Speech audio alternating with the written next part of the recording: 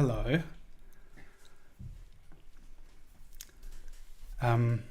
Here we are. Here I am. I hope you are also here. I have something nice to share with you today. Drawing with a medium that I enjoy very much. Let me know in the chat who's here, where you are, if you have experience drawing with a calligraphy pen. I think it's a really awesome tool for sketching. I have a few different ones here, and I have some really fun reference to work from today. P. Krantz, glad to see you in the chat. Thank you for being here.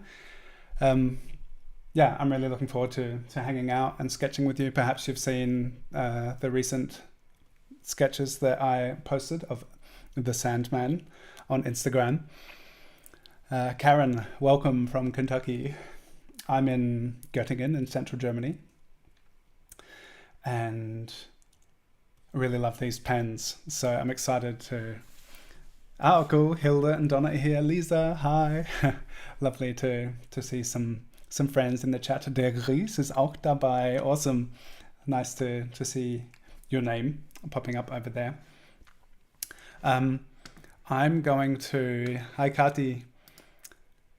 I'm also going to have my Zoom room open. For those who've been to the sketch sessions, you know how that works. And I think if I did it properly, I've got the link to my Zoom sessions in the bio, in the description down below the video.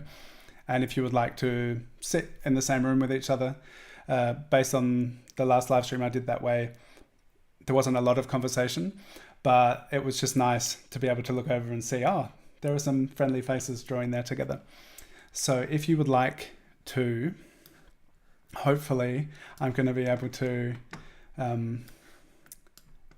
succeed in my multitasking endeavors, having Zoom open and streaming, controlling the streaming, seeing what's going on, and also be able to draw. But I think it's going to work out and it's going to be fun. Oh, there are 23 people here. Awesome. It's nice to have you with us. Mythological, hey, nice to see you. Henshim, Singel, Sangel. Ah, Gabi from München, nice. Cube Cloud, the chat is only here on YouTube, but I've got my Zoom meeting open, so hopefully I'll be able to see if anyone's trying to get in. Ah, Lisa, awesome. And hopefully I'm going to be able to concentrate. Hi, Lisa. So Lisa is now sitting here with me in the Zoom room. If anyone else would like to join and see some friendly faces drawing together, then you're welcome to do so. If your screen is big enough to be able to be watching the live stream and to be in Zoom. And for those who do want to get into the Zoom room, you'll be able to ask me questions directly, and anyone else, I would love to... Hi, Peggy, Roseanne, Art Inside. Anyone else, I'm super happy for you to ask questions in the chat, and I hope that I'll be able to catch up with them and spot all of the questions, and we'll have some fun drawing together. It's nice seeing Lisa in the Zoom room because we've been watching the Sandman together. And yeah, I've been super happy getting back into the world of the Sandman because I've read the comics and I've listened to the audiobooks, and in the past week I've binge watched the new Netflix series. So Barbara, who can't be here, suggested that we draw Neil Gaiman as our muse today, so that's really cool. Hi, Donna. Donna's just come into the Zoom room. Lisa, I have an idea. Could I make you a co-host on Zoom? And if people are trying to get in, you just let them in. Awesome. Thank you. All right. You're a co-host. Aha. Karen and Shannon. Oh, it's so nice. I love Zoom. Love all my friends hanging out in Zoom. Cool. So, hi. Welcome to Zoom. Welcome to YouTube. I'm about to show you my workspace, and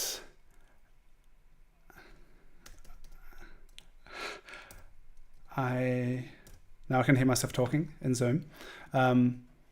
So my workspace is here, and I'm going to put myself up here, little in the corner.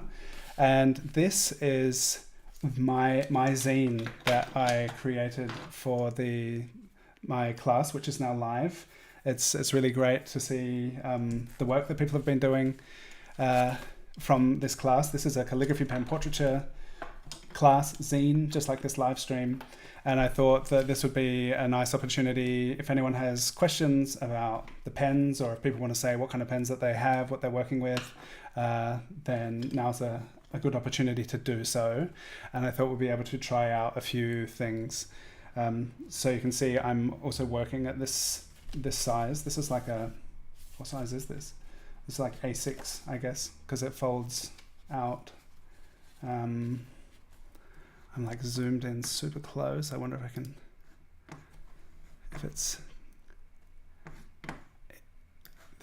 I went for a bike ride this afternoon because I'm home alone at the moment, which is a total luxury. So I got home like just before the stream was starting, because I was just like, what can I do with all my time? And I was cycling through central Germany, and now here we are, and I think this is going to work out okay.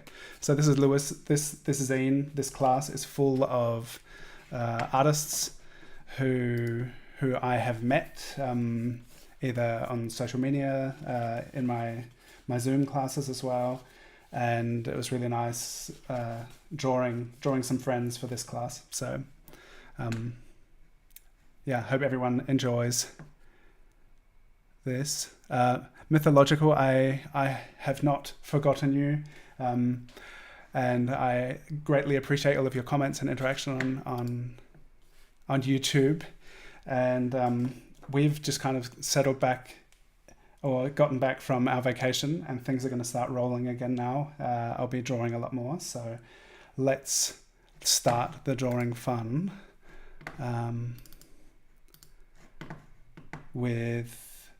we're going to be drawing Neil Gaiman, the creator of The Sandman, who wrote The Sandman in '87. And I just realized I'm going to want to make myself a lot smaller. Otherwise, I'm going to be taking up a lot of valuable space, the drawing space here. So I think this is a lovely photo of a young Neil Gaiman. And we'll start. I thought we could do a few sketches. Something I really like about these pens is you can do really brief drawings with very minimal strokes. And I'm going to start with a new pen that I have, which is the Pilot Parallel pen.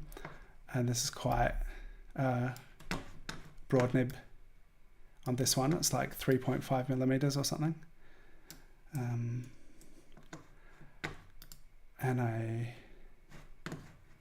soon will be in the right place and have adequate space to draw in the middle here. Is anyone in the chat familiar with the prolific writing and work of Neil Gaiman? He's written a lot of comics and novels and picture books, and is a super inspiring artist, and has a lot of motivational stuff to say about art and making good art, and yeah, it's a great inspiration. So it's nice to be in the world that he has created, which is created with lots of threads from mythology and the world that we live in, and it brings together a lot of things that I find really inspiring and interesting. So it's really great to have time to dive into these worlds. So I want to start with this. This is the Pilot Parallel pen, and this one has quite a broad nib. 3.5 millimeter. These ones come in a set that have 3 different nibs, and this is twice as broad as the broadest. And I think a fun thing about working with broad edge tools, and maybe you're not using calligraphy pens, if you're using something else, let us know in the chat. yeah, the nice thing about these broad edge tools is you really have to kind of, it's a great opportunity to simplify and be really economic kind of with the choices that you make while you're drawing. So let's start drawing. This is really going to start with this big block of hair. So I often keep a lookout for reference which has a really like a super clear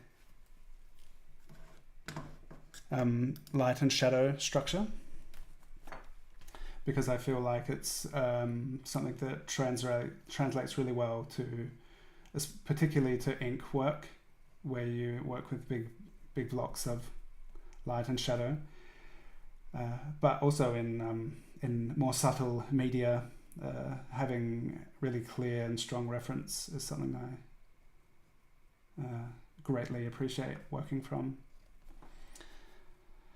So this will be a pretty quick one, just to loosen up and kind of showcase what this super broad nib is capable of.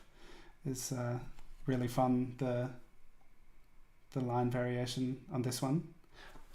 And I know that Donna, who's in the Zoom room, hey Donna, was talking about parallel pens and is working with one now. That's awesome.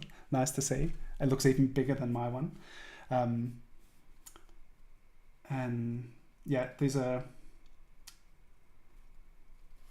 they are, I guess, strictly speaking, calligraphy pens, but they're just so wonderful. Like, I just love this, like this kind of line variation, that you can get such big, thick, bold marks and super thin ones.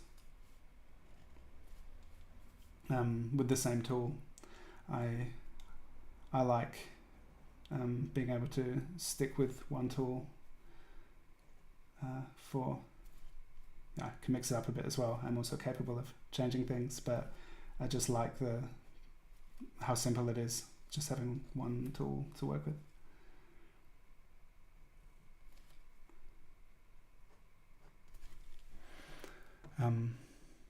I'll just be hopping around between different platforms here.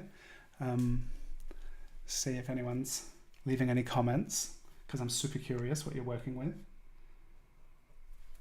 And if you are Neil Gaiman fans, or who here has actually watched or read The Sandman?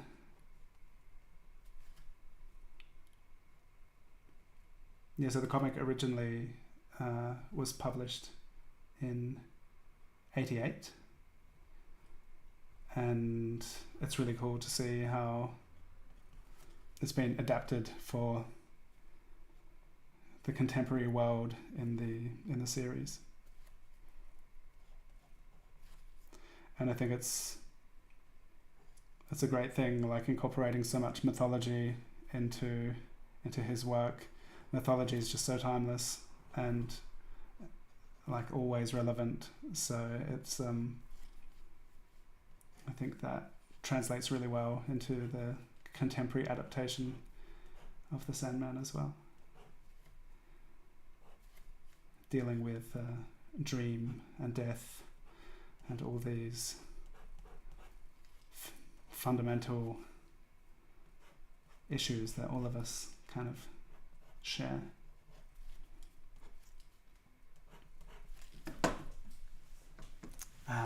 So Donna's read the graphic novel. It's an amazing audiobook on Audible. There's a really wonderful production of it with incredible voice actors, and it's in 2 parts, and I listened to the second part earlier this year. Very cool.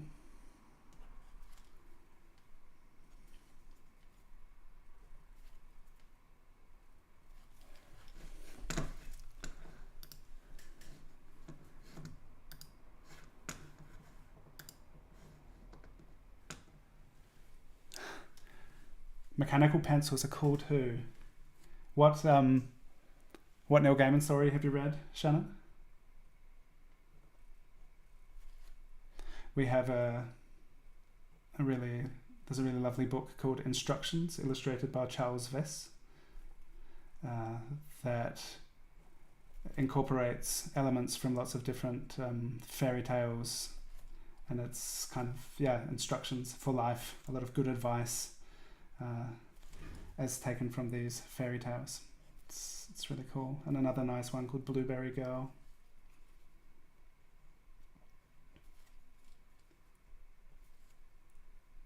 There's Neil Gaiman's also right into some good kind of horror and disturbing subject matter as well, and there's a book called The Dangerous ABC, which is full of horrible things.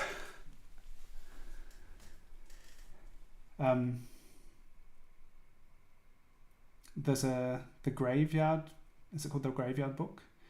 It's a really cool story, which I guess is kind of like young adult fiction, maybe. And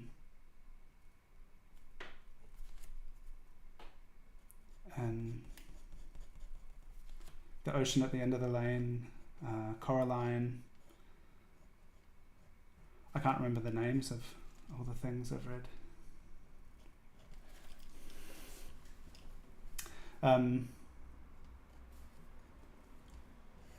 I'm enjoying some of the wonky kind of inaccuracy of this drawing, which is often a fun part of just getting right into it without much preparation or thought beforehand.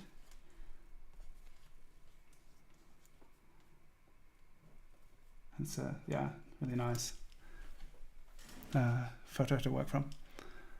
Stardust, Stardust is cool. There's also like a film adaptation of Stardust. It's nice. American Gods, Niemandsland. Is that Neverwhere? I don't think I've read that. I think it's called Neverwhere. The Ocean at the End of the Lane.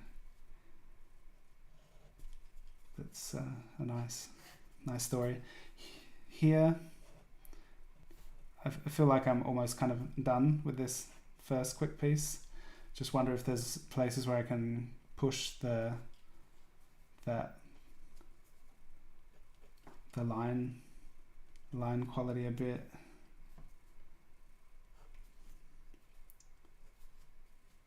Cool that you're using your mechanical pencil. Use whatever you got.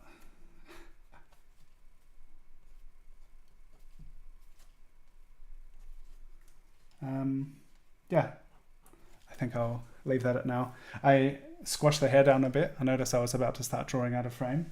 I think it's a fun kind of distortion, maybe not recognizable as Neil Gaiman, but there's this darker shadow under the lip. But a fun little sketch.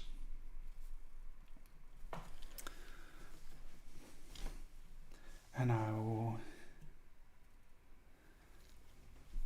I've got I'm about to move on to the next reference, so I'll give you a moment if you want, if there's any last marks that you want to make that you feel like are going to benefit your piece, then make them now, and then we'll switch over to another reference.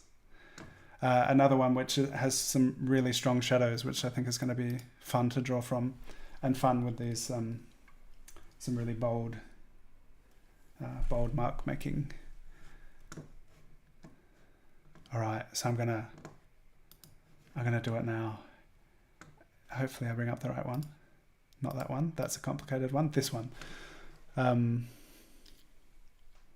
So I really like the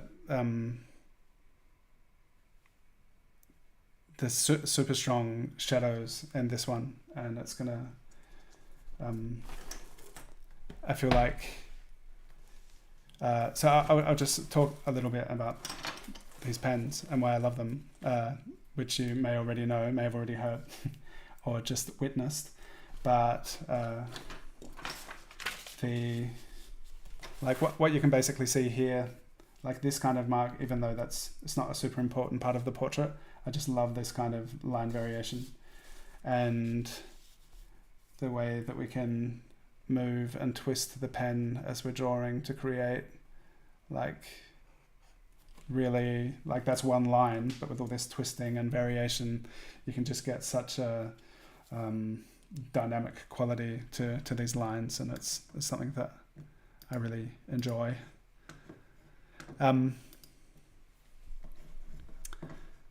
And yeah, I'll just extend the invitation again. If anyone wants to join the Zoom room, there are 4 of us in there at the moment, and no one's talking because everyone's super focused and everyone's muted.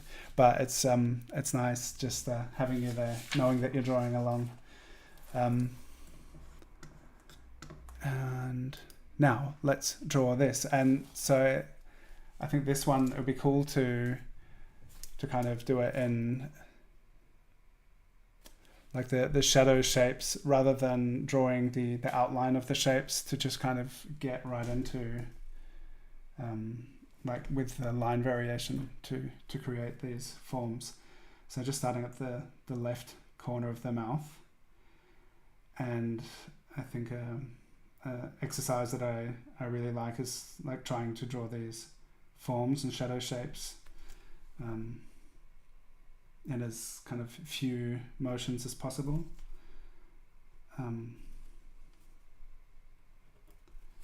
And like in a quite a minimal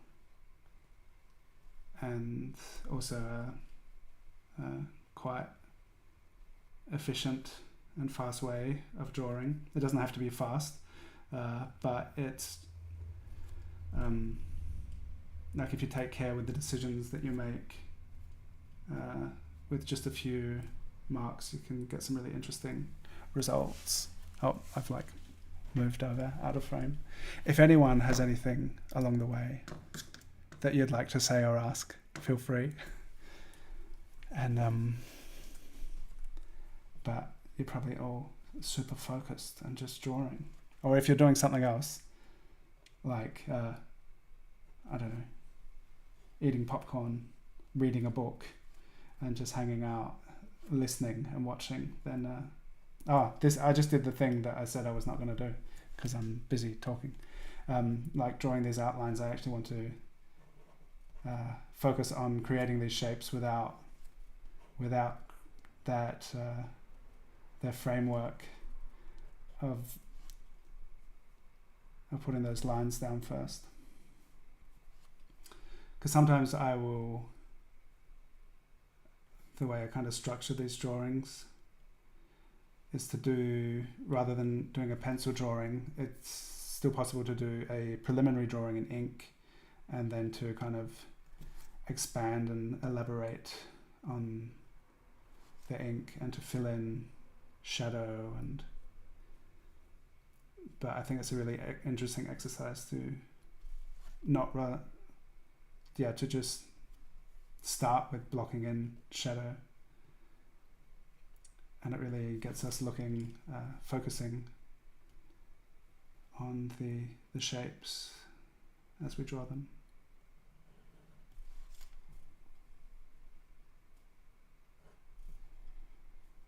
Fortunately, the glasses are a big dark shape, so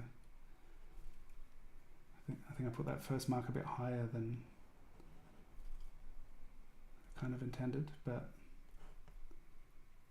I could just drop it down a bit because it's a big nice shadow. Oh, Shannon says he's doing the same thing with this body as the previous reference, which is interesting. Yeah, the slanted shoulder.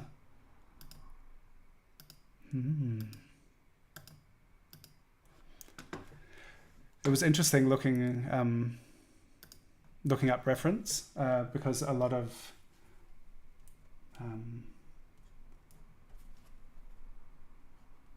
it's recent reference, and he, as we all do if we're fortunate enough to, has aged quite a bit. And knowing that he's been writing for so long, I thought it would be interesting to find some older reference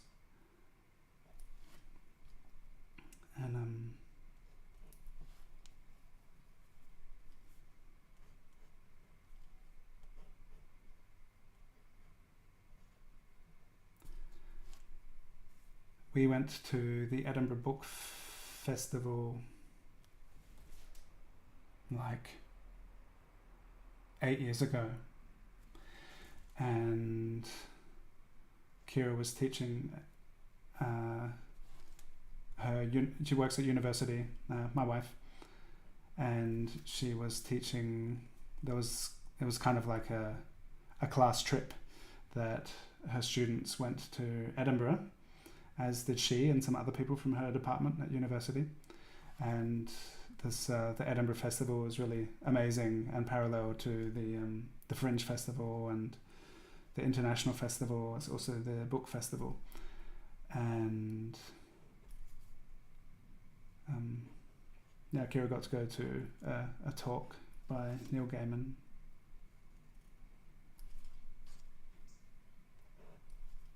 And I think something that she mentioned that he said that stuck with me was that in writing, he said about using simple words and not overcomplicating things. And so it's interesting in his choice of words that it's quite, I don't know if it's always the case, but just using words that are accessible and easy for people to understand. And poetry is wonderful, and complicated language can be quite beautiful, but I thought that was interesting to make choices in storytelling which are accessible.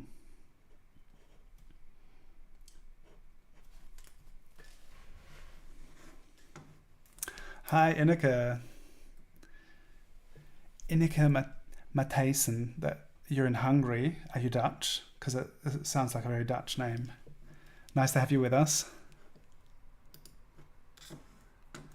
Greece is in the Zoom room. Hello, Greece. Anyone who wants to get in on the Zoom room, follow the link in the description below and Lisa will let you in. Greece has been busy teaching live workshops in the real world, which I'm a little bit envious of. Very cool to be hanging out with people, I imagine. Although I am right now enjoying my freedom of having like no one around. The family's all gone and I can just do whatever I want. So it's nice to be doing this, hang out with you. Now, guys.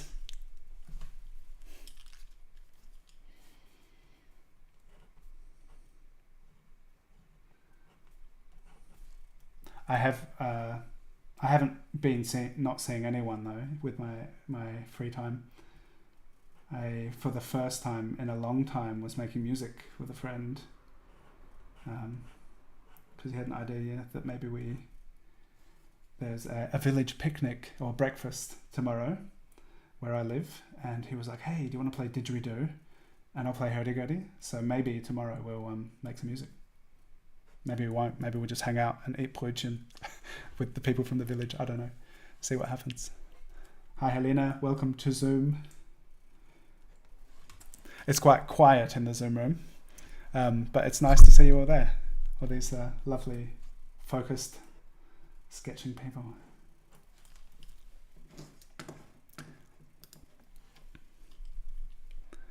A Hemingway filter.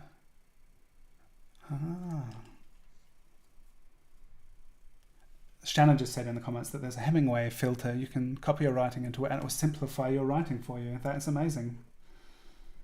Have you used it, Shannon?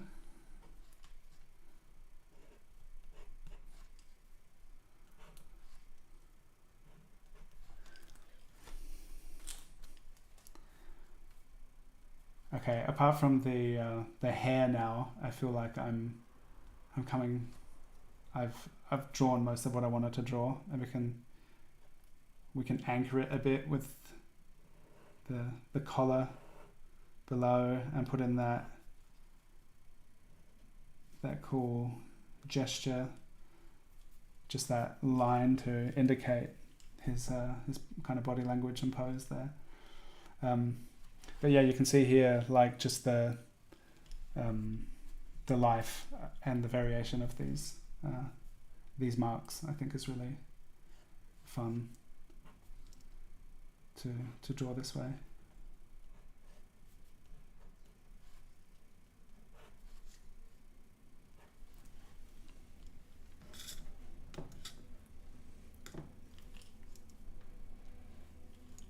If anyone in the chat feels like hitting the thumbs up button, feel free to do so.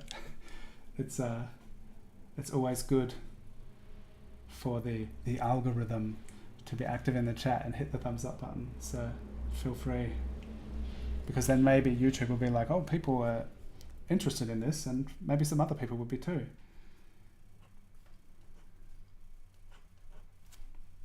And if you're watching on YouTube and you're in the chat and you're in the class, the Calligraphy Pen Portraiture class, let me know.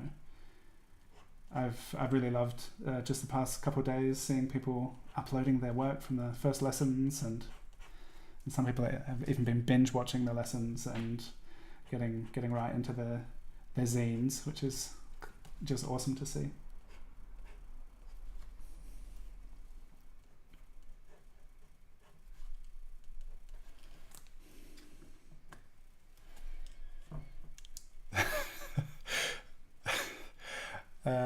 So I'm not sure what Wittgenstein is, Shannon, but that's a wonderful comment. Is it complicated? You put it in a new game and story came out.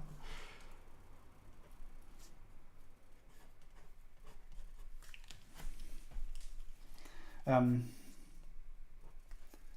think I'll just finish this off by like blocking in a kind of shape with some thick lines here,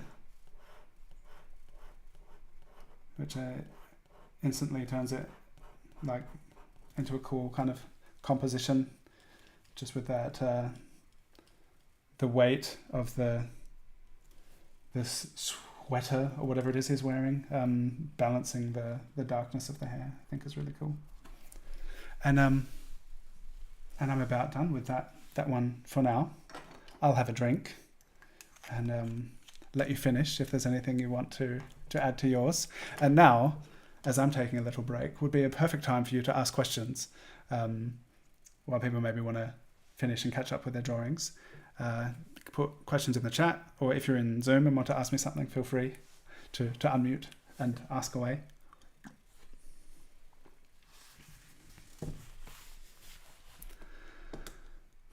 Ruth, I'm glad you're enjoying this. I'm enjoying it too. It's always fun drawing together with people. This photo is of Neil Gaiman, who is a prolific and wonderful author who wrote the Sandman graphic novel and many other things. And the past week and a half I've been watching The Sandman on Netflix, which is a new series, and it's inspired by his graphic novel that he wrote in the 80s. And it's really cool. So yeah, this is Neil Gaiman. Cool, Inika. I'm glad you're enjoying drawing like this. And it's it's fun sharing cool reference with you. So I see all sorts of things where my drawing doesn't match up with the reference photo, but I still like the life and quality of the drawing. And if I were going to spend more time on it, I want it to be a more finished piece. There are decisions that I would make that would be a bit different, and perhaps be a bit more careful, and take time and plan my drawing a bit more. And I'll just in the show you on my workspace here some other drawings. So this one was maybe like a 40-minute to an hour drawing, and oops, this one I actually drew for Gleese's birthday, and I'll send it to you one day, Gleese. Self-portrait.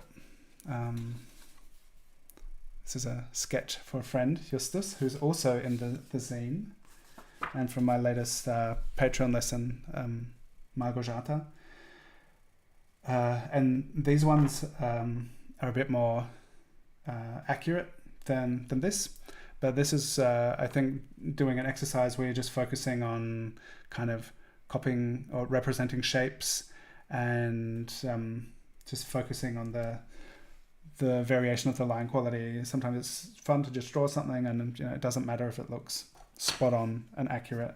And also the first drawing of the younger Neil Gaiman was also not very accurate, but I still think it's a fun drawing.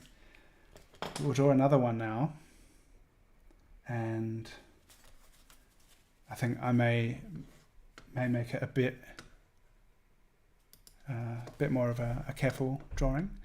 And I had another reference in here, but there's, I think, a different one I'd like to use. A very cool image which I found from the New Yorker, I think. But I think this one's nice. It's because there's some really cool hair stuff happening. I'll show you in a moment.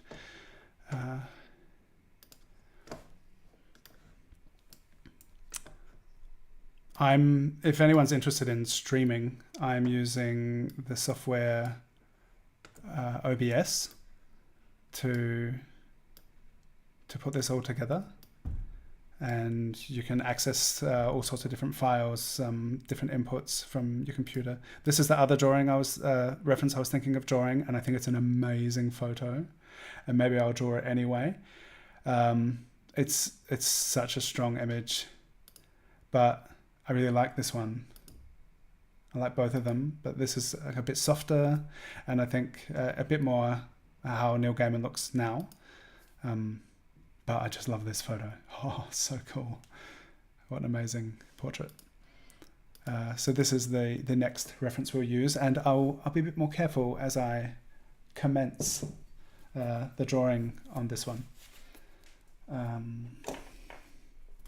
maybe it will look a little bit more like Neil Gaiman. Maybe. If it doesn't, if yours doesn't, that's okay. If you're learning, having fun drawing, it's all good.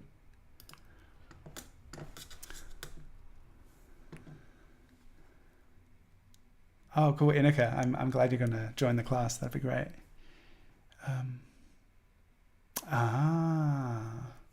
So Roseanne is using the 1.5 millimeter parallel pen, which is a similar width to the ones that I was using in the class. I think I was using 1.4, and they do write very wet. It's so different to if you're using other pens. These are really inky, so that's part of what I love about it. But you need to get used to working with it and avoid smudging, because you can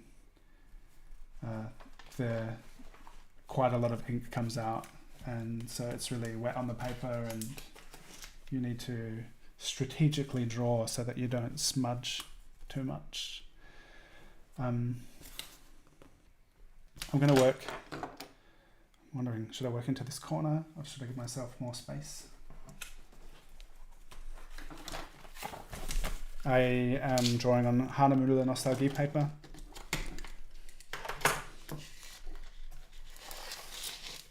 Oh, come over here. On the side, I'll put myself inside the younger Neil Gaiman, maybe. No, move it over here. Okay.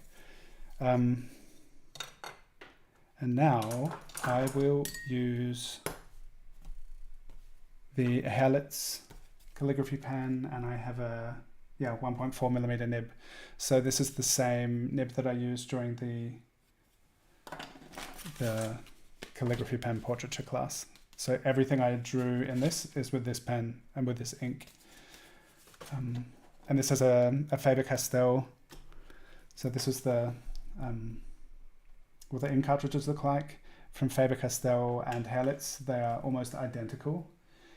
And I just recently got this thing, which is really cool. It's just you can put 2 of these cartridges inside a pen. It's this size, 2 of them, and with this you can refill this cartridge, so I can put my own natural inks in here, which is cool.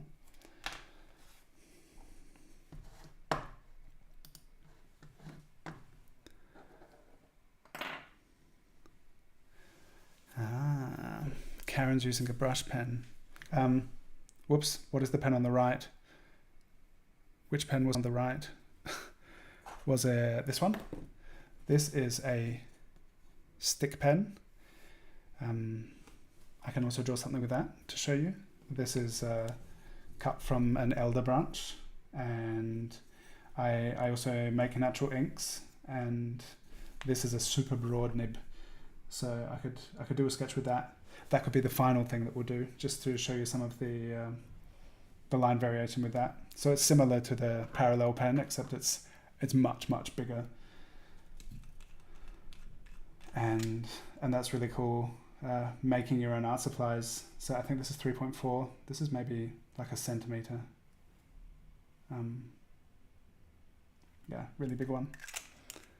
Yeah, I'll do a quick sketch with that at the end to show you. A marker pen. Oh, I've got a few things here. This is a pretty cool marker pen from Staedtler, a fine liner, like for these kind of drawings. And I had this as well, and the first time I ever used it was yesterday. Someone gave it to me. It has a brown ink in it. Schneider top liner. But now I'm going to draw with this one.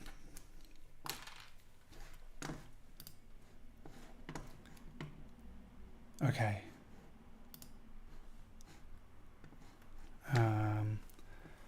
I have no experience with the Sailor pen feud nib. I have heard good things and I have seen amazing drawings, but I have not used it myself. If anyone has pen recommendations, put them in the chat, because I was thinking of trying some different ones, and I can thought it'd be cool in the context of the class as well to share our experience with different pens. So if you've been using something different, then let us know about it. Okay.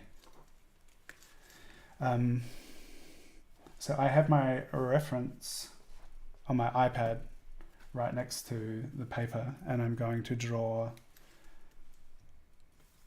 Just make sure it's kind of in the right place.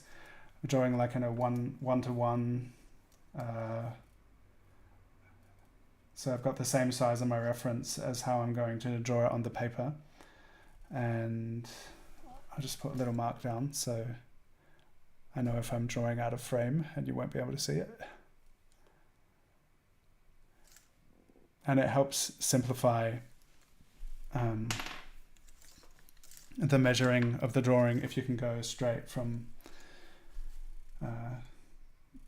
if you have the same size reference. But it's also a wonderful exercise. It's really good not drawing the same size from the same size reference. Just picking whatever kind of grabs my attention. I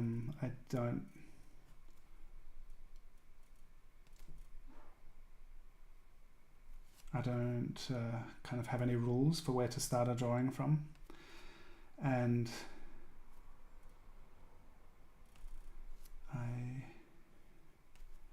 I really enjoy. So now I'm just gonna. This is how I usually draw. Sometimes I'll like do the outline first and then draw into it, but I just like this.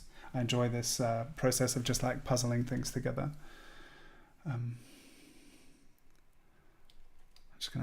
It's getting darker here. I'll make myself a little brighter on my camera.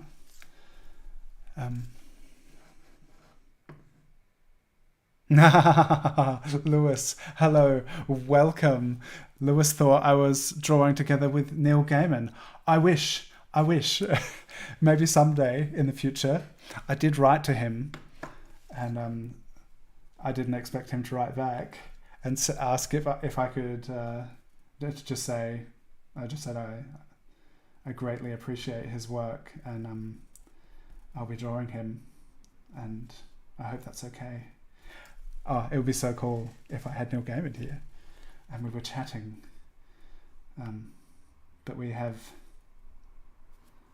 a photo, a nice photo of Neil to draw. That's very nice. I wish. How cool would that be?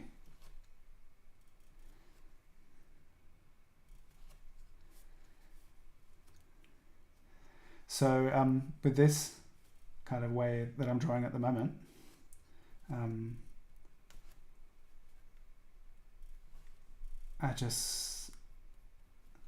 it's like, drawing one aspect, one feature in detail, and then I just kind of expand around that and use what I've drawn to inform the next marks that I make as I go out from there. And I really like the contrast with the hair here, and taking care to try and like mimic the angles and transitions as I draw, looking at the reference a lot.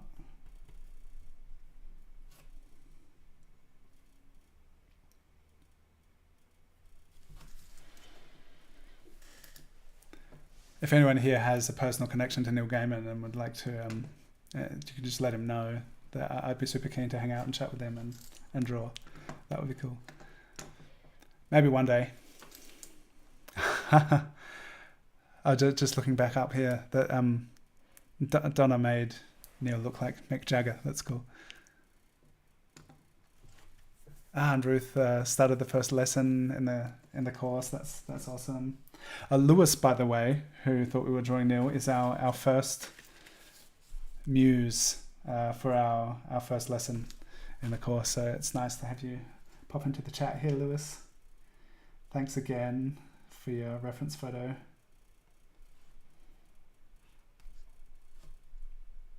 Lewis came to one of my live drawing sessions last year, and we've been Canyo Instagram friends for a while.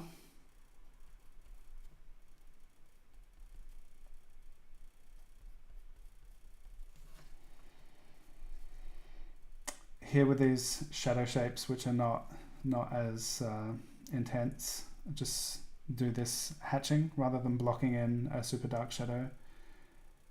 Like the hair here will be a block of ink, but if you squint at the reference, you notice what's super dark and what's not, and that will help you figure out how to decide how much weight you want to give to different shadows.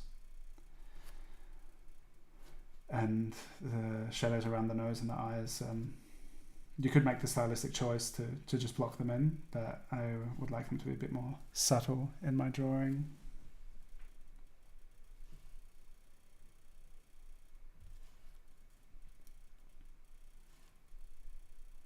And I like this parallel hatching for some reason, although there's a lot of work that I love of people who do a lot of cross hatching. I've never really been into the process of cross hatching so much, and there's something I like about the kind of simplified stylization of parallel hatching.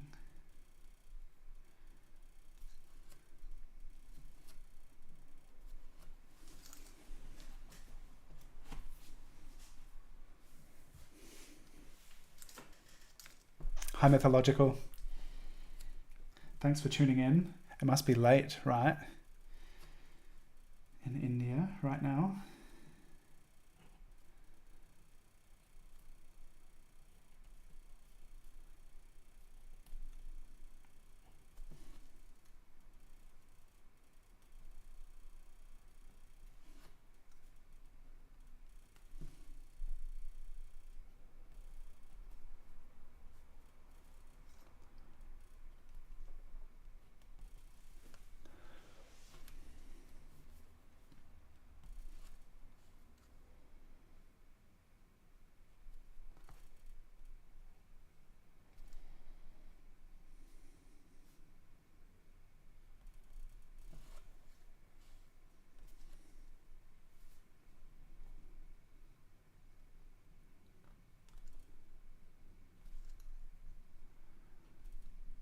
So as I'm filling in the blanks, moving from place to place in the portrait, it's just kind of whatever happens to grab my attention at that moment, that's where I'll draw. I notice that I keep shifting out of, I've got my light right here, putting shade on my face, and I keep leaning out of the frame of the camera. Still learning, figuring all this out. It's pretty cool to have access to this technology and be able to hang out and do this with you.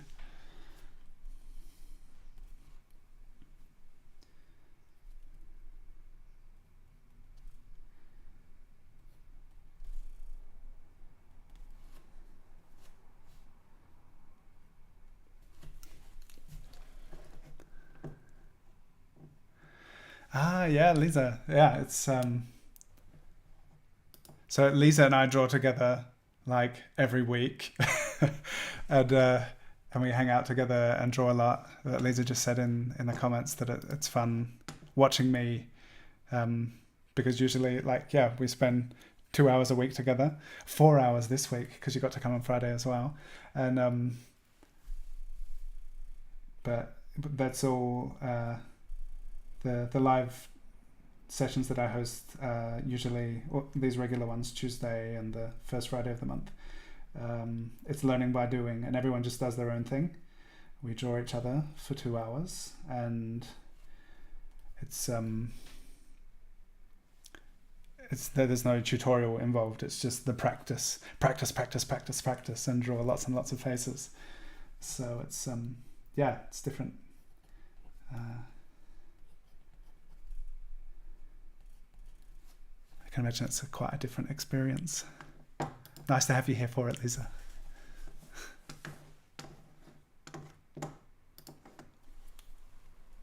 Anyone who hasn't been to one of my Tuesday sessions, by the way, you're welcome to join us. It's always a highlight of the week for me.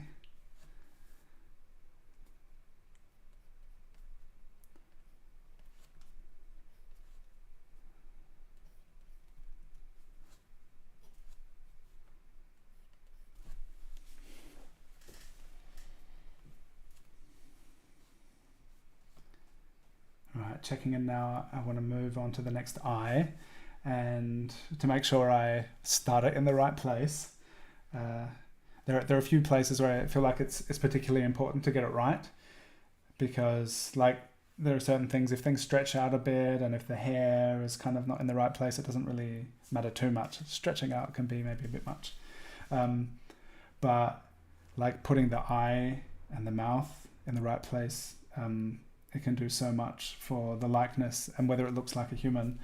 So when I'm moving to certain places, I really want to check in and see that I'm putting it in the right place. So in the reference, taking the edge of the nose here as orientation, and lifting that up and coming over about to the same level as where the corner of this eye is. Up here, the nostril here, and that's how I can find a place for where to draw, where to start drawing here. And this is like the fold above the corner of the eye, and the corner of the eye is just stepped in a little bit from there. And there's quite a bold, thick shadow at the top of the eye there. And that's, if you want to put something in the right place, if you can find things in the drawing that you've already done that you can like compare and line up before you make your mark, that's a super helpful way of putting things in the right place. And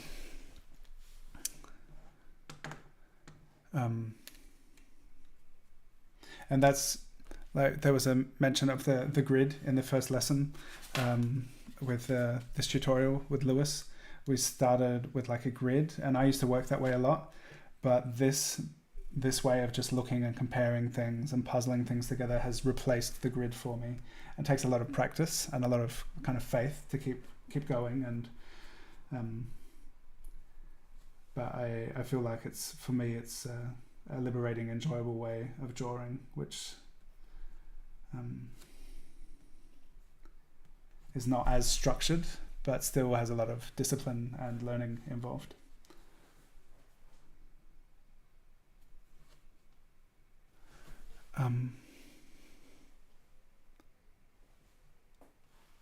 Tuesday, so this started at 7 p.m. German time. Tuesday starts at 7:30. So the Tuesday sessions start half an hour later than this, wherever you are in the world. And the Shannon's very helpfully answering in the chat. Friday sessions are 10 in the morning German time.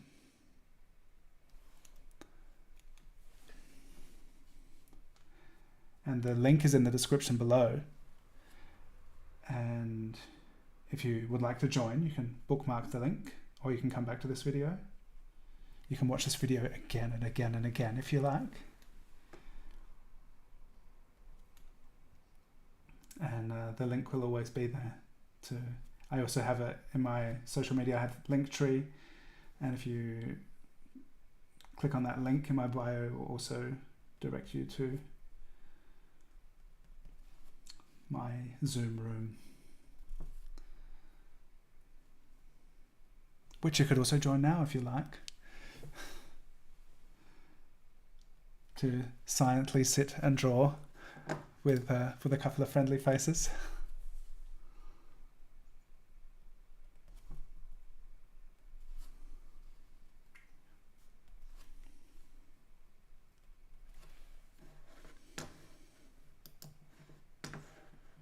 How's everyone going with their drawings, or the whole drawing session so far? It's interesting having more time for a portrait, like the quick sketches.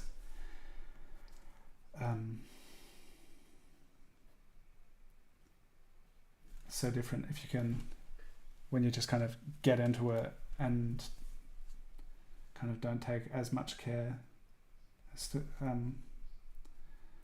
putting things in the right place, and having more time to do something. It's interesting just how kind of flexible time is, and also our kind of results and the headspace we get into.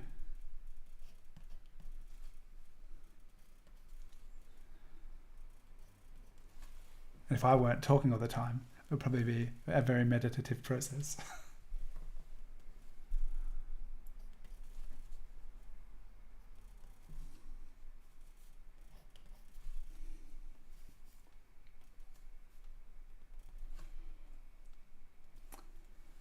The transition to the hair is interesting in the beard, because it's not a solid line. So with the hair on the head, we have some pretty clear lines, these strands of hair, but there's a really soft transition on the chin because it's like fairly light hair that's coming out of the skin, the grey of the beard. So I just putting in some lighter marks here just to kind of imply that transition, because the darkness that we have there is like the shadow on the skin beneath the hair. It's not actually the hair coming out. So if you can create these soft transitions, even though it's such a potentially dark media to be working in.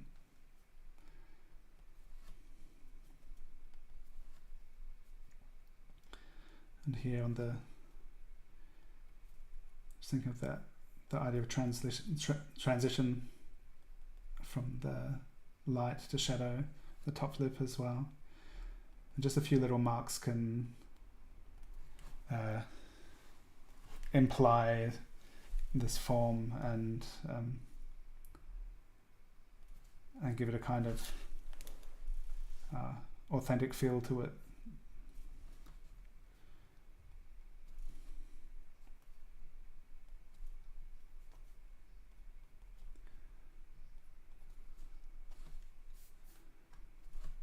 And the same thing where we like transitioning from the light of the grey to the shadow in the beard, which lines up like with, if you look at the reference, it's kind of around the corner of the eye here.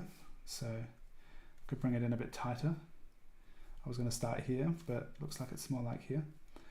And we can do the same kind of transition, but a bit bolder on the outside, because we're going to be, instead of going from white to white, it's transitioning from this grey to black.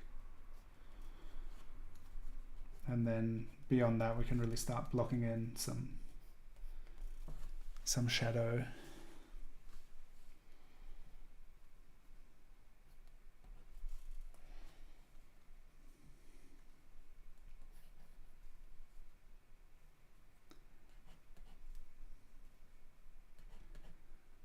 A couple of years back, Neil Gaiman released a book called Norse Mythology, which I think he reads the audiobook himself. He's a really wonderful reader. It's so nice listening to him read his own stories. I'm not sure if in that one he does, but he often reads his own stories in audiobooks. And I've been interested. I'm interested in mythology in general.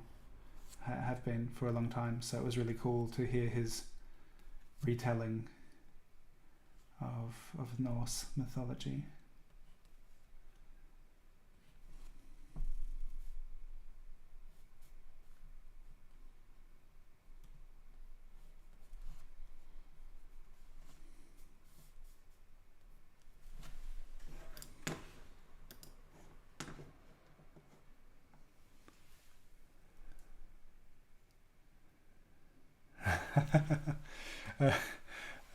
Numpty is a lovely word, Donna.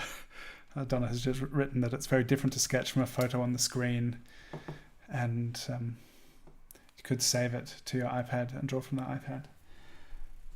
I also usually share the reference images, but I usually have permission to work from the reference photos we use, and since Neil didn't get back to me after I slid into his DMs on Instagram, and he hasn't gone back to me, so I'm not really sure about I'm not going to provide.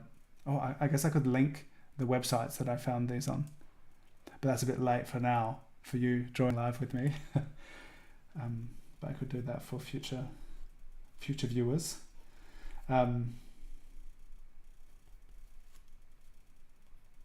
Yeah, because otherwise I would have shared the on Instagram, would have shared the reference and put it in my stories and linked to the reference images.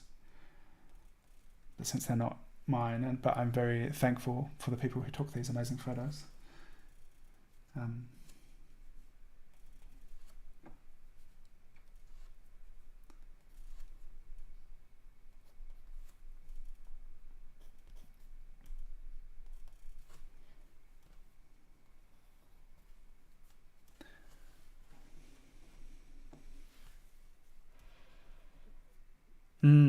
That's a really cool piece of advice, Lewis. That a really good way to see the transitions is to convert the image to black and white, and that's easy for beginners and also for advanced non-beginners, people who've drawn a lot. So converting an image to black and white, as you keep practicing, black and white images are so cool to work from, and as you keep consciously drawing and being aware of what you're drawing, and I think learning to see what you like about certain images.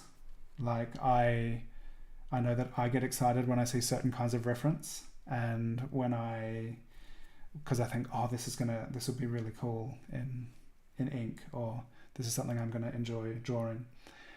And I think over the years that I think the squinting thing helps. I keep saying squint at your reference, because it's almost like it serves a similar function of making your image black and white. But as you make things black and white, it's a super cool way to simplify things. And as you, over the years, keep learning, keep looking, then keep being attentive to your reference, and you'll start to be able to recognize transitions and subtle things that earlier in your artistic journey were not as easy to perceive, I think. But that's a super cool tip, Lewis.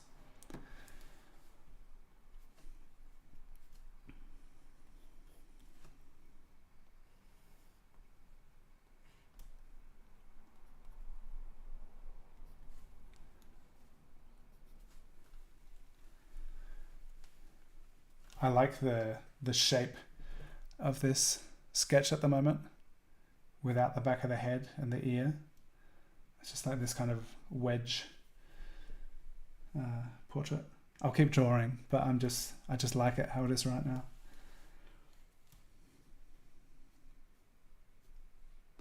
Okay, I'm going to check in again. Another kind of important landmark is like, where is the bottom earlobe in this drawing? And looking over at the reference, it's kind of like a bit lower than halfway between the nose and the lips, I think. So I'll just go from here horizontally over to where this neckline is extending up to. And then I find where I want to put the ear. And this kind of thing, I know I've done so many drawings where I'm just like right into the drawing, and I've come around here and I come up the neck, and then I put the ear over here, and then when I look back and I'm like, oh no, it's totally in the wrong place. So just by taking a moment and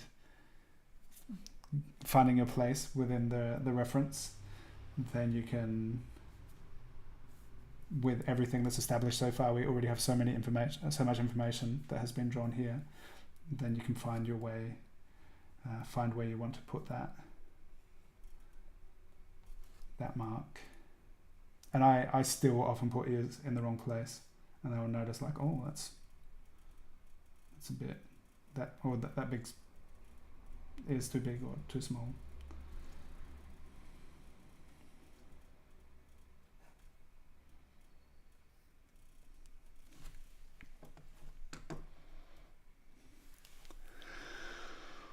Peggy's drawing with a Lamy calligraphy pen and can't get the ink to flow unless you press a bit, and there's no chance for light marks. Does anyone else have experience with the Lamy calligraphy pen? I don't. I imagine they're quite similar to this one here. The Hairlitz or the Faber-Castell pen. Sometimes I have also had with this pen, like there'll be no ink flowing, and I just kind of tap it. And if you have like another sheet on the side, maybe you don't want to do it right on the drawing unless you have like a dark area. But sometimes like tapping the pen will get like the ink into the nib a bit better. Because I have had with some pens that when I'm drawing with them, that I want to make these thin marks, and it's just like, oh, it's not flowing. But sometimes that seems to help for me. And if it's like dried up a bit, like if it's been sitting or been doing something else, didn't put the lid on, that sometimes just tapping it just kind of gets the ink down to the end of the nib. So I don't know if that would be useful for you, Peggy. Otherwise it'd be very frustrating if the ink's not flowing. Because we want to be able to do these light lines. And you shouldn't have to press down really hard to get the ink to flow. I think with these nibs, maybe even this one, I've had it like super dry and then the ink wasn't flowing, and I really had to push it down, and it's like pushing the tines out, but it also bends the nib. And in which case you can kind of bend it back a bit, like gentle, push back down on the other side. Before I started using fountain pens, these calligraphy pens, I used dip pens for a long time. And I had some really nice nibs, and some of them got wrecked, which was a bummer. So try to take care of your your nibs. So you get a lot of drawings out of them. Ruth has the hairlets pen, also trouble with flowing. That's unfortunate, but maybe it is because it's new. Try that tapping, and I know when you first put the ink in and it's really dry, there's kind of like an ink reservoir inside the nib, which like the head of the pen, which we can't really see, and it takes a bit for that to fill with ink. I think you can, here on the parallel pen you can see it, like this is full of ink, so the cartridge starts here, but this starts to fill up with ink, and if it's really new and you haven't used it much, that maybe the ink hasn't really flowed into the pen yet. The parallel pen is different, it has a much bigger ink cartridge, but it's the same principle, that it the ink is already starting to load into this part, and then it will this is loaded and then it flows through the nib. Oh, the company even sent you a new nib, but it didn't get any better. Good question. You can refill the hairlets. I have done it with syringes until recently, which can be messy, but the cartridges are almost identical to the Faber-Castell ones, and I have not found one of these from hairlets, but I have tried out this is called a calligraphy pen converter or fountain pen converter, and it has this little plunger, and you wind it to suck ink up into it, and this fits in the hairlets pen as well. So it's really need to take care when using these and refilling things, because I've had them kind of leak out a bit if they're not really pushed in properly. When you're using a brand new cartridge, you get that kind of click as it pops in, but these reusable ones don't have the seal. But I'm all for reusing and refilling the art supplies. So that's really cool having this. I think it's a really quick and easy way to refill the nib. So you can use this for hairlets and for Faber-Castell.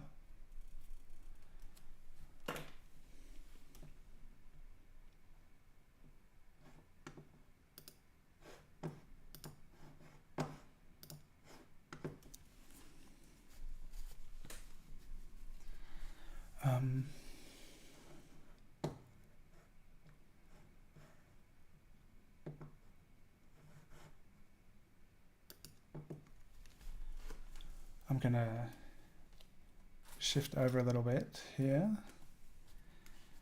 and draw in some hair. I won't take it out as wide as it is in the reference photo, partly so that it fits in the screen and you can see what I'm doing. And it's just like that. I think the wedge shape I was talking about earlier, I think my drawing is a bit longer than the reference. It's a bit stretched out, and kind of clipping the hair in is gonna fit that kind of tighter, longer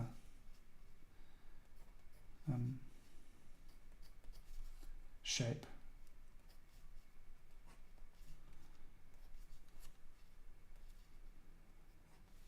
If you ever see things that you consciously want to change from the reference, sometimes we unknowingly, unconsciously change things,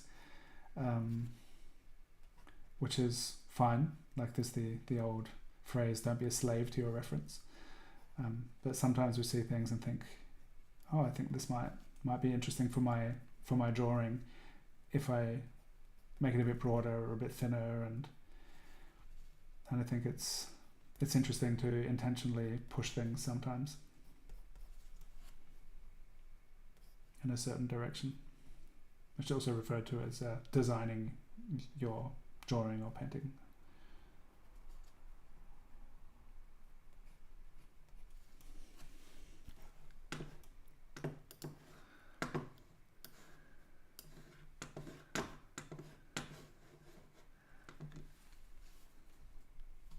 How's everyone doing?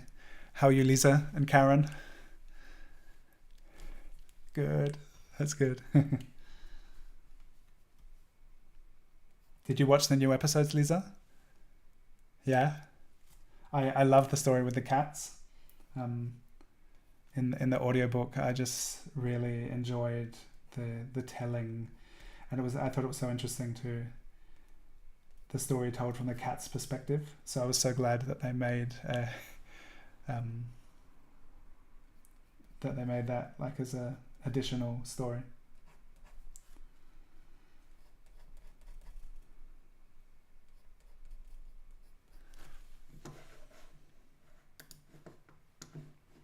Has anyone read or seen American Gods?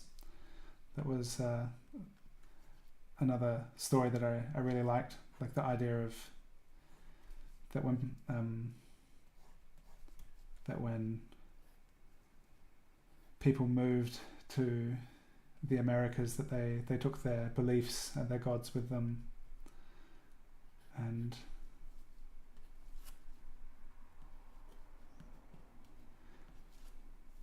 so something that I really like. Also, Mike Mignola, Hellboy, also incorporates a lot of mythology and fairy tales and old stories and stuff into his Hellboy universe, and I really enjoy something about incorporating these old stories into new stories.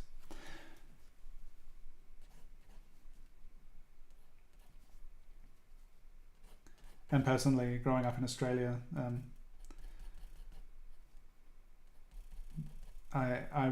when I came to Europe, I was just amazed that the stories that Disney stories and other fairy tales and stuff that we grew up with, that it's like, oh, they actually happened. They actually come from real places. And I've been to some fairy tale places and like live in a fairy tale part of Germany, and I think I really like the idea of fairy tales and old stories and old beliefs in a contemporary context. I think is really interesting. And like when I was out cycling today,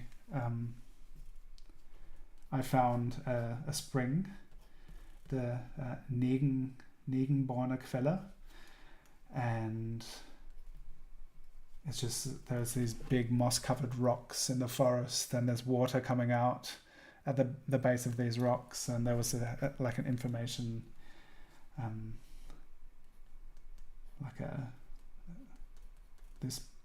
some writing there, and it told a bit about the history of the place, the geological aspects of the place, and it also had a poem about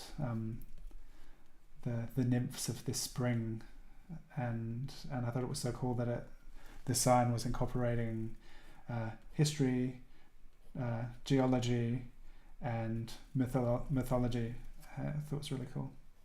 I like the kind of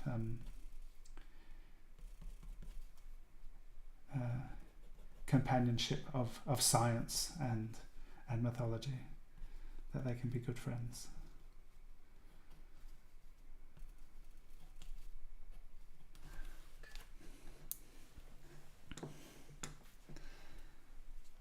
Thanks for joining us, Lisa.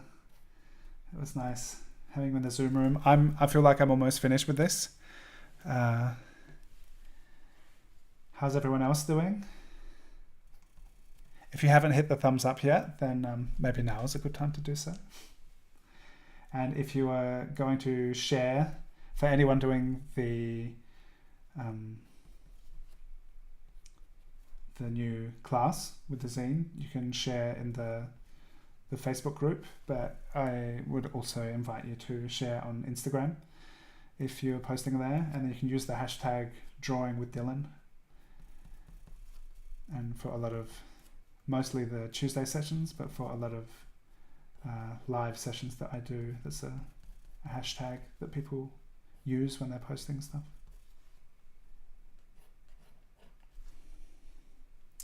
And if anyone is drawing along who is not part of the class yet, then check it out. I hope that I put the link in the description. If not, you can check it out via my Instagram.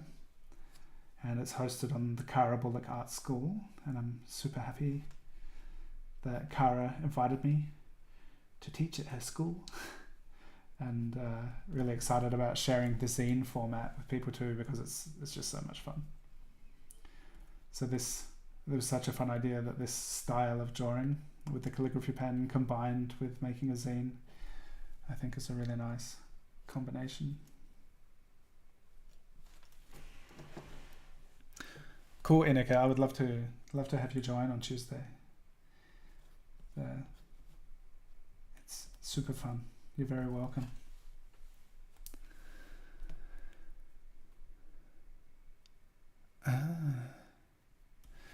Roseanne just said a great series of books with myths, lore, and real characters is by Michael Scott, The Secrets of the Immortal Nicholas Flamel. That's a Harry Potter character, right? That sounds cool.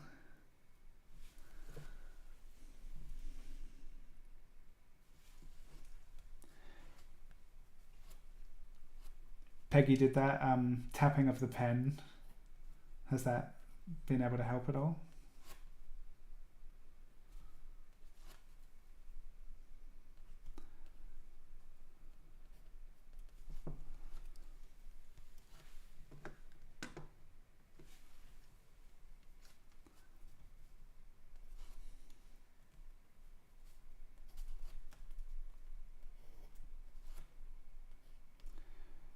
I guess the lamey nib could just be a bit different.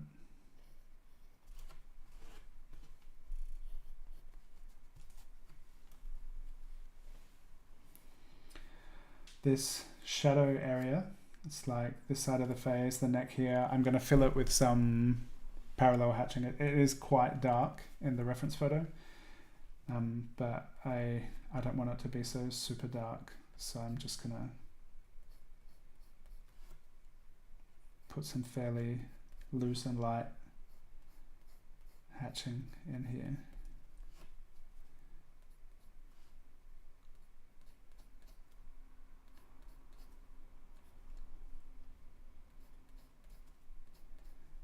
Can go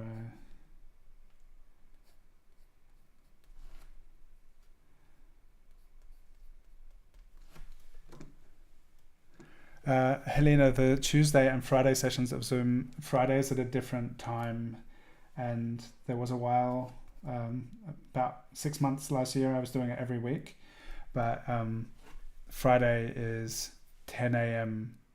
German time, and the idea was that would enable people from different time zones who aren't able to come to the Tuesday sessions to join us.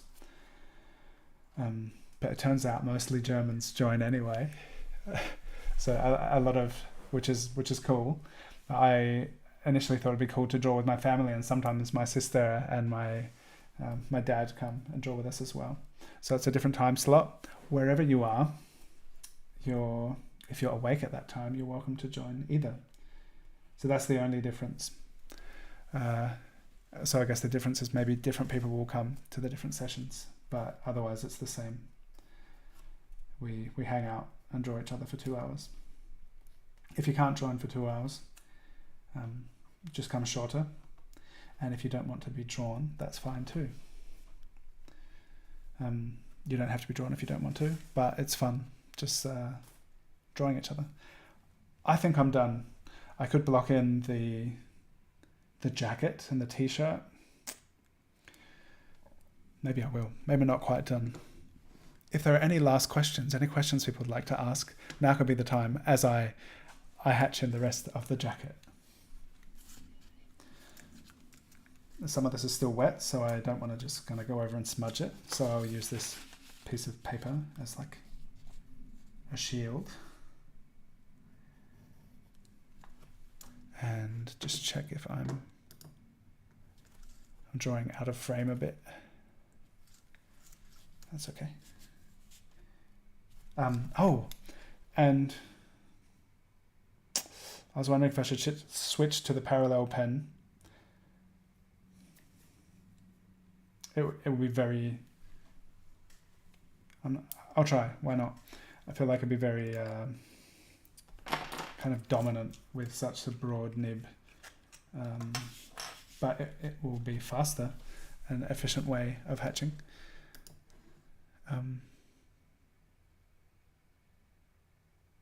Ruth, I do not know if universal cartridge refills work. I haven't tried them.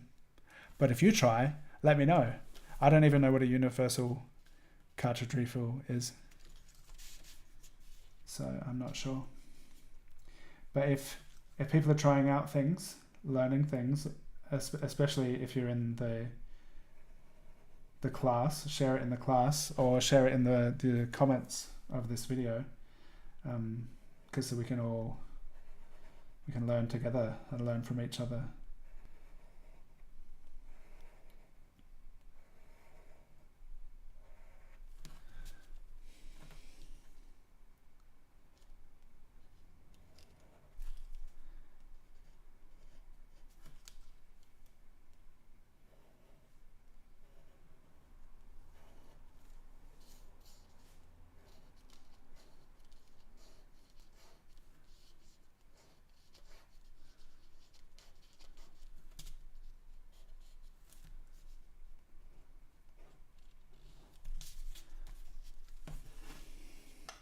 Okay, maybe this side is more in shadow. So I'll go back to the Herlitz pen and fill in the rest with a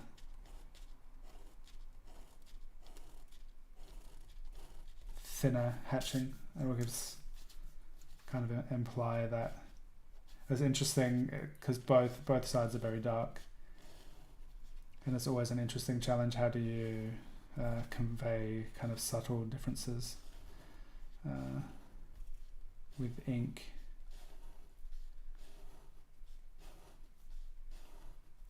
And layering up with your hatching. I guess that's what cross hatching, I guess, is really. You can layer in that way, and so that's one possibility. But I really enjoyed the directness of this style, where there's not a lot of doubling up and there's not a lot of layering. That once we keep practicing with this kind of technique,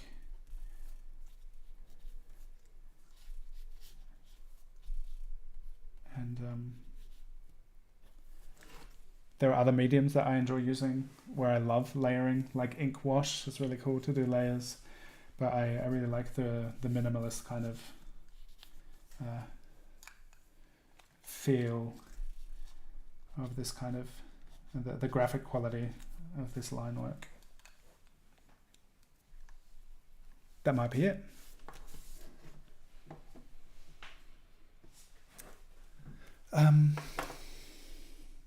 I'm done for now. If anyone would like to say anything, very observant Lewis. I don't normally change pens, but I have this new pen, which is much broader, so I changed it. But I just got this a few days ago, and I used it to block this in here. I wasn't sure if I was going to or not, but I thought I'd try it out. But throughout the lessons in the class, these are all done without changing nibs at all. So here I filled in the entire background is all blocked in with the same nib, which I think gives a really a cool kind of pattern and structure to it. And I like the little gaps and stuff. So I was kind of hesitant to use a different pen here because I feel like it doesn't really feel integrated in the rest of the drawing, like now looking at it on the screen. And that's why I was kind of hesitant. I was like, oh, should I use the other pen? I don't know. But maybe we'll be able to round it off just by adding a few bolder marks with this pen.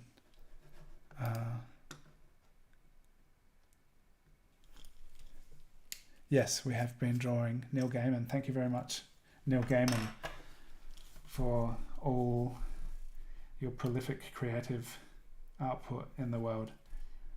Okay, so I'm going to add some bolder lines with the parallel pen. So it could be risky doing this because I kind of felt like it was done, but with this really thick line work down here, it doesn't feel as integrated as it could. And maybe adding some more blocks of ink up here will tie it together a bit more.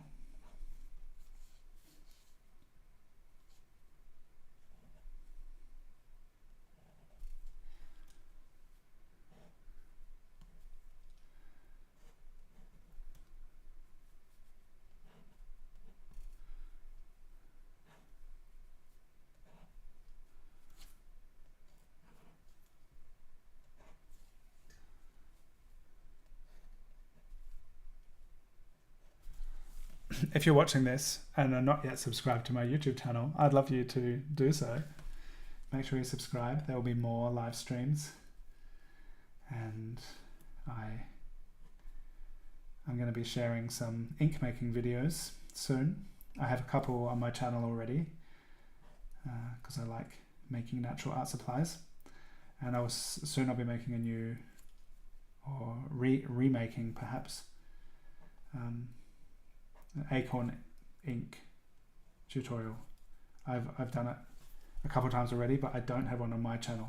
I have it on the Sketchy YouTube channel because I've done a lot with Sketchy, but it's one of my favorite and most used inks, so I thought it would be cool to also have it on my channel.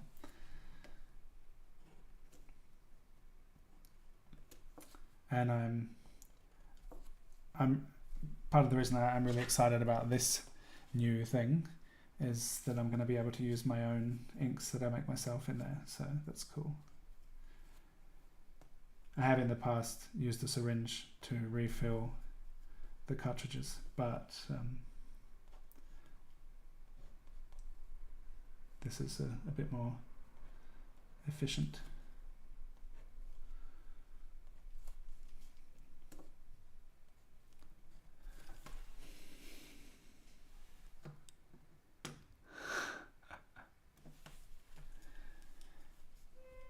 You're very welcome for Tuesdays, Peggy, and I'm glad you join, and that's Peggy's just said in the chat that she can't last the whole 2 hours because her brain gives out, and a part of the whole idea of the Tuesday sessions is that people can do whatever they want, really, and it's providing a space and a time and a context for people to practice drawing together. And you can use whatever materials you like. You can be drawn or not be drawn. You can come and go. You don't have to come every week. You can just come whenever you like. And you can just come for part of the session. And you can pay what you want. It's all very up to you how you choose to use the Tuesday sessions.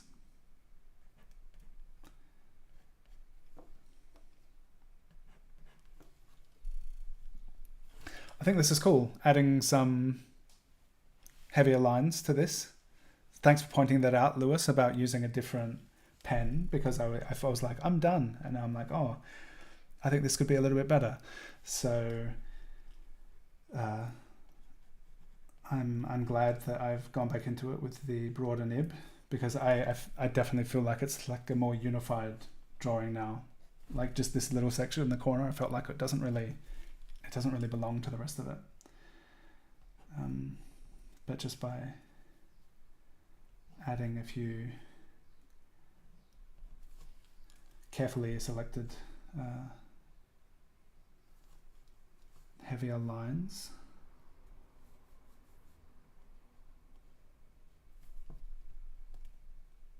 I think it's making this portrait bolder, and I'm liking it. So thanks for your participation in this, Lewis.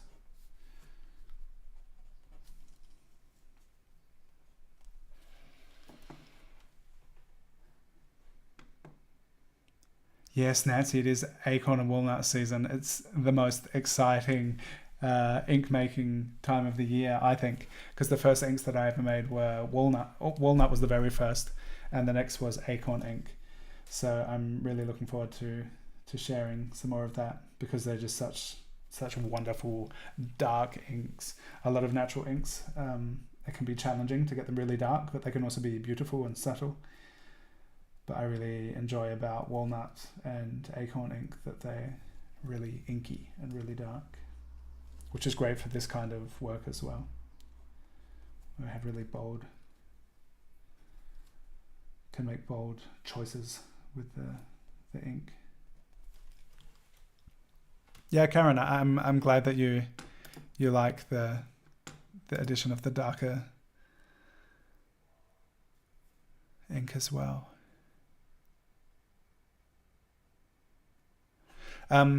Lewis, that's interesting. I don't correct. I would say critique, perhaps. I don't correct anything. I don't think that anything anyone does is wrong, so there's nothing that needs correcting. But it might be interesting to do a critique session within the class, as people keep drawing and making more work. That's something that I could offer within the context of the course group. If there are people who would like feedback and direct critique, it could be really interesting to do like a session where we actually meet. We can record it as well. But I think being together and talking about the kind of results and the choices that people make, that could be a really interesting thing to do. So it's not something that I usually do. But if enough people would be interested in a critique and feedback session, then I think that could be super helpful if people think that.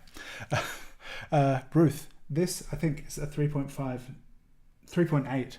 This is a 3.8 millimeter nib.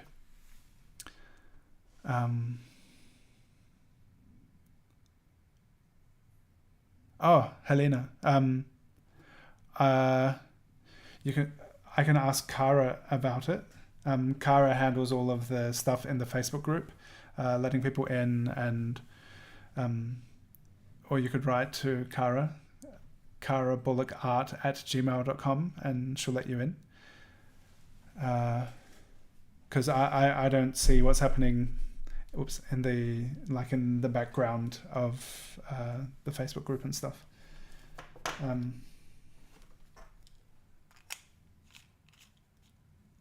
I think I'm pretty much done. Maybe a few extra lines. This could be much darker as well, but I'm choosing to leave it like this. Just add a little bit of a few lines and detail to kind of imply create a feeling of a little bit of texture of facial hair.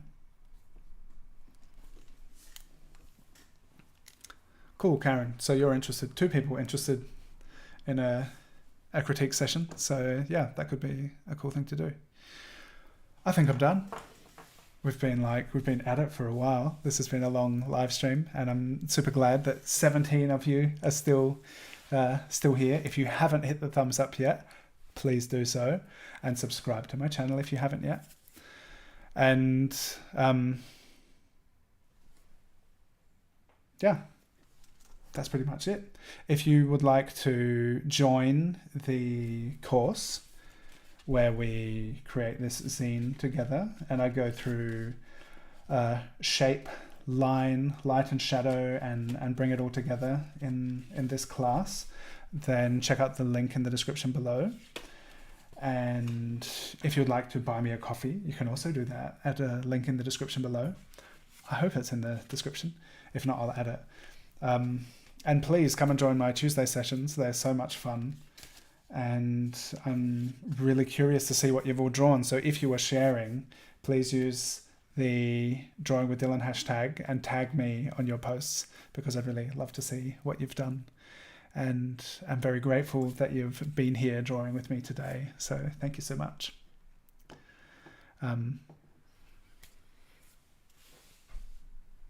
Is there any last questions anyone would like to ask? I'll wait a moment. Have another little drink. If not, I hope you all have a wonderful weekend.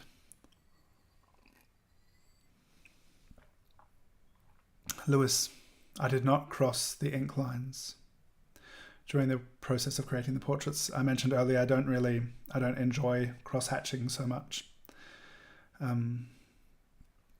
I like the clarity and the simple kind of stylized result that I get with the parallel hatching, but I found in my own experience of doing it, and I know that there are a lot of people who do really awesome cross-hatching, but it just, I don't know, I didn't enjoy it so much. Sometimes things that look a bit messy, but I know that it's possible to create a really sculpted, amazing cross-hatch portrait. And I did one with a tutorial in Sketchy last year, which I thought was really interesting, because then I kind of understood the idea of layering your cross-hatching, that you can build up texture and shadow by layering your cross-hatching. The more hatching and the more change in direction you do, you can really add so much to it. But I just really enjoy the parallel directional hatching. I like it. If you would like to cross-hatch, go for it.